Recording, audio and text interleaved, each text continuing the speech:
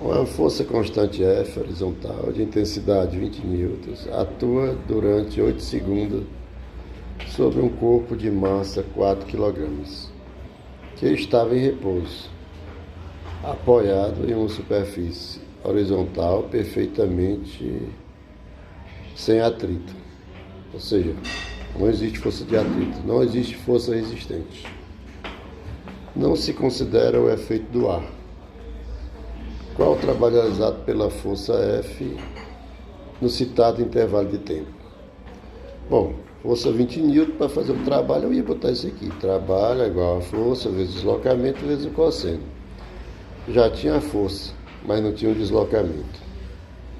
O cosseno eu verifiquei que o deslocamento era no mesmo sentido da força, então o ângulo é zero. Então isso aqui eu já sabia que o cosseno de zero era 1. Mas estava faltando deslocamento. Para fazer o deslocamento eu precisava achar a aceleração.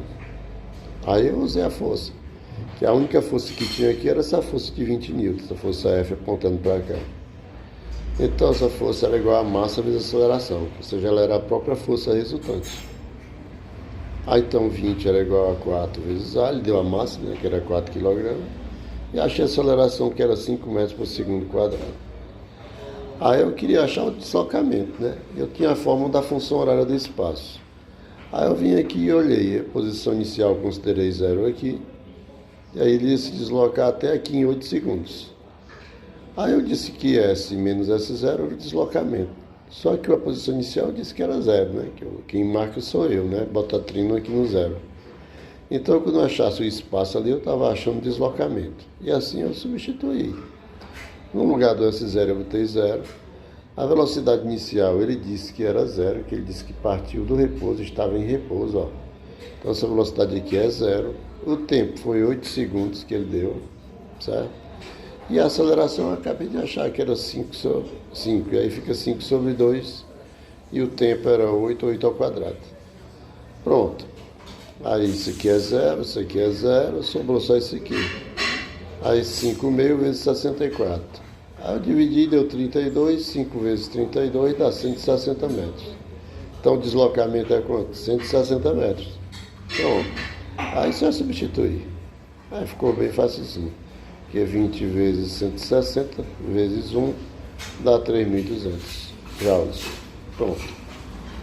Um carregador em um depósito empurra sobre o solo horizontal uma caixa de massa 20 kg, que inicialmente estava em repouso. Ou seja, a velocidade inicial dele era zero.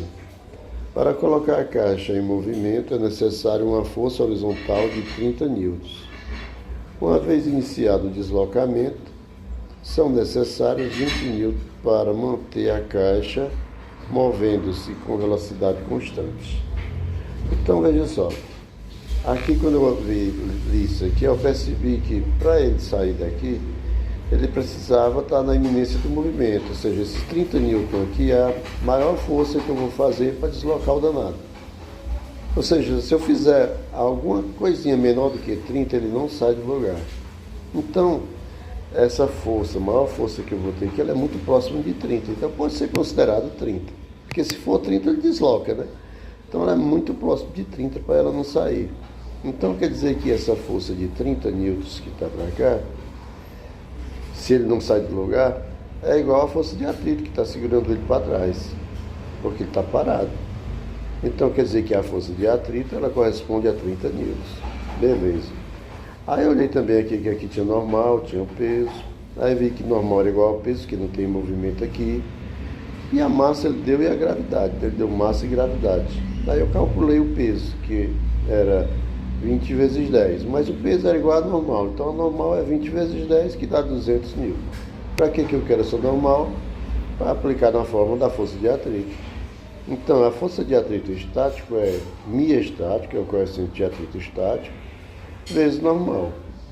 Só que tinham dito já que a força de atrito era 30 newtons, porque era igual à força que ele estava fazendo para cá. E como o corpo estava em movimento, essa força aqui tinha que ser igual a essa para ele continuar em repouso. Então, aqui era 30 newtons. Aí, a normal achamos que era 200. E aí, fui só calcular o μ estático. O μ estático é igual a 30 sobre 200. Eu dividi aqui, deu 0,15. Pronto, aí o miostático.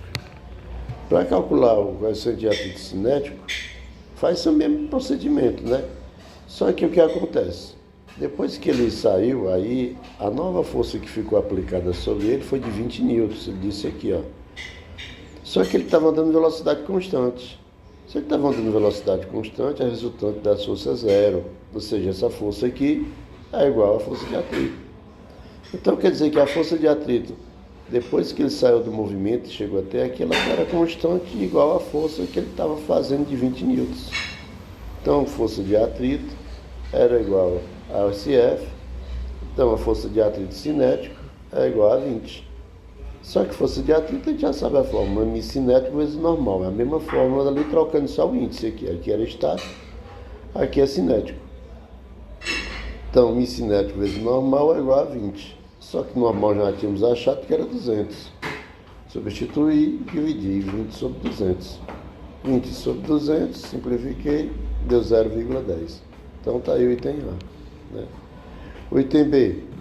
Determine o trabalho realizado pelo carregador ao arrastar a caixa por 5 metros.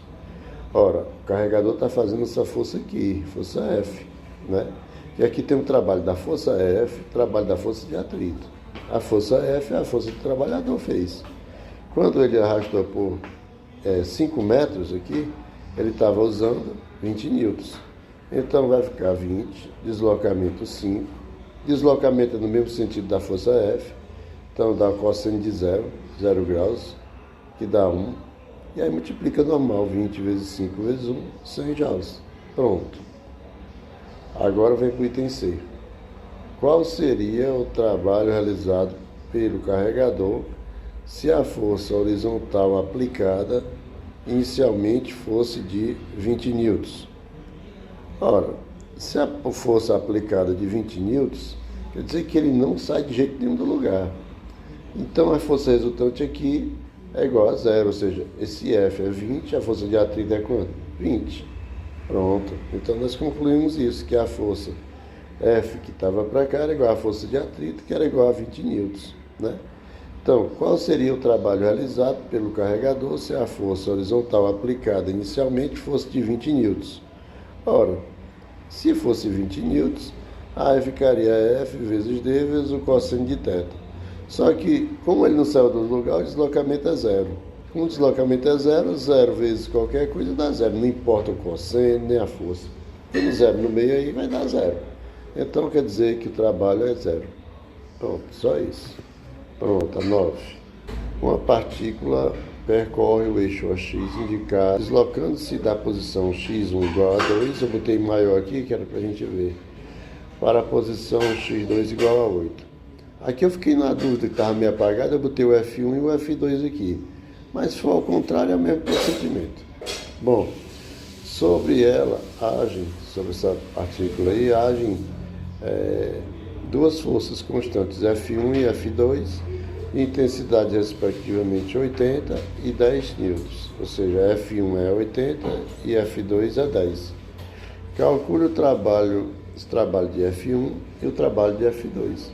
Então pronto, o F1 está aqui, o trabalho dele vai ser F1 vezes o deslocamento vezes o cosseno de θ. Como ele está se deslocando para a direita, de 2 até 8, então o deslocamento é para a direita. Então, tem um ângulo de 60 graus entre o deslocamento, né, e a força. Pronto. Então, aqui o ângulo é 60 graus e vai ser cosseno de 60. Então, vai ficar 80 vezes 6 vezes o meio. Eu simplifiquei aqui, deu 3 vezes 80, 240. Morreu. Agora, da força F2. Vai ser F2 vezes deslocamento vezes o cosseno do ângulo. Só que o ângulo agora é 180. Por que é 180? Porque o deslocamento é para a direita e essa força F2 é totalmente para a esquerda. Então esse ângulo aqui vai ser 180 graus. Então a gente substitui aqui por cosseno de 180. Aí fica 10 vezes 6 vezes menos 1, que é o cosseno de 180. Então esse aqui vai dar menos 60 joules. Pronto. Agora 10. Na figura, o homem puxa a corda com uma força constante horizontal de intensidade 1 vezes 10 elevado a 2, ou seja, 100 newtons. Eu tenho aqui, 100 newtons. fazendo com que o bloco sofra com velocidade constante, ou seja, aceleração é zero, né? Um deslocamento de 10 metros ao longo do plano horizontal. Desprezando a influência do ar e considerando o fio e a polia ideais, determine o trabalho realizado pela força que o homem exerce na corda. Então eu tinha que saber a força que o homem exerce na corda. Ora, afigura o homem puxa a corda com uma força constante de 100 newtons. Então, ele faz 100 newtons aqui, aí esse bloco reage e puxa aqui. A rodana já puxa, né? Puxa lá, né? A rodana puxa ele aqui, né? Aí o que acontece? A rodana é puxada para cá, aí a caixa reage e puxa para cá, né? Na verdade, a rodana reage na caixa e a caixa reage na rodana. Contanto que a força aqui se transmite integralmente, porque é uma corda ideal, né? Então, esse F que ele fez lá na ponta da corda se transmitiu até o bloco. Então, essa força aqui é F. Bom, e se a velocidade constante, deve ter uma força para trás, que era a força de atrito. Então, essa força F era igual à força de atrito, porque a velocidade é constante, a força resultante é nula. Aí eu expliquei aqui, velocidade constante, aceleração é zero, força resultante é zero. A força de atrito, então, vai ser igual à força F do homem, né? Que é igual a 100 newtons. Bom, aí já configuramos todo o problema, né? Aí ele disse, o item A, o trabalho realizado pela força que o homem exerce na corda. Ora, o homem está puxando a corda para cá, é realizado pela força que o homem é a força que está puxando o bloco para cá. Então essa força F vai fazer um trabalho. Vai ser F vezes D vezes o cosseno do ângulo. Só que o deslocamento é para a direita, né? E a força F também é para a direita, sentido, mesma direção, o ângulo é zero. Pronto, o ângulo é zero. E aí eu só fiz substituir 100, que era a força F, vezes o deslocamento que foi 10, vezes o cosseno de zero. O cosseno de zero é 1. Então deu 1000 joules. O item B. O trabalho da força de atrito que o bloco exerce no plano horizontal de apoio. Bom, a força de atrito está puxando o bloco para cá. Embora ela esteja puxando para cá, mas ela andou 10 newtons para cá. Ou seja, o deslocamento é para a direita, a força de atrito é para a esquerda. Então o ângulo entre a força de atrito e o deslocamento é de 180 graus. Aí só é substituir. Força de atrito continua sendo 100, porque força de atrito é igual a F. Força de atrito é 100, deslocamento foi 10, aqui é o cosseno de 180. Só que o cosseno de 180 é menos 1. Então vai ficar menos 1000 joules. Bom, para a última. O esquema a seguir ilustra um homem puxando uma corda verticalmente para baixo com força constante. Arrasta a caixa de peso 4 vezes 10 elevado a 2, eu botei logo 400 newtons. Aí o movimento é uniforme. O movimento uniforme não tem aceleração, né? Ao longo do plano inclinado. Ou seja, não tem aceleração aqui nesse plano inclinado. Esse plano aqui, nessa superfície aqui. Desse jeito aqui não vai ter aceleração. Porque tem uma força para cá e vai ter uma força para cá, né? Essas forças são iguais. Aí o que acontece?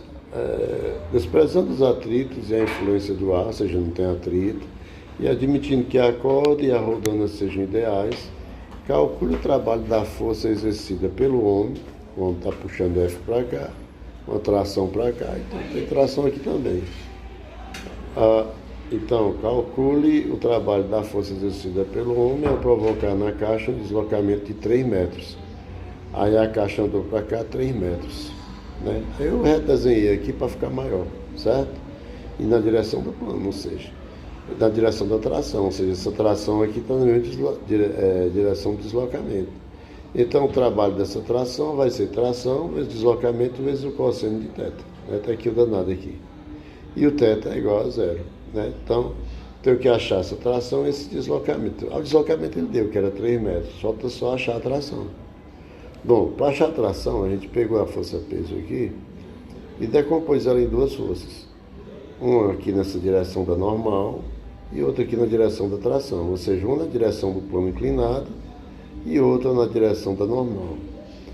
Como não tem movimento nessa direção, essa força aqui, que eu chamei de PY, ela se anula com a normal. Então, normal é igual a PY, então não tem movimentação aqui. Aqui também diz que a força resultante aqui era zero, né? Que a tração era igual a PX, né?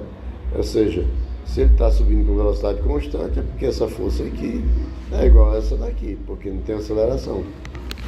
Então quer dizer que tração é igual a PX. E para achar o PX e o PY, a gente tem uma configuraçãozinha lá na matemática que a gente faz bem facilzinho. Mas aí a gente vai fixar, porque sempre aqui vai ser o PY e sempre aqui vai ser o PX. Ou seja, na direção do plano é o PX e na direção perpendicular ao plano é o PY. E o PY vai ser sempre P vezes o cosseno do ângulo. Aqui no caso, P vezes o cosseno de 30, porque o ângulo era 30 graus. E o PX é P vezes o seno do ângulo. E no caso aqui, o ângulo é 30 graus. E nessa daqui nós não vamos trabalhar só aqui, que é o PX, né? Que tração era igual a PX. PX é P seno de 30. Só que o P não era 400 que ele deu? 400 N.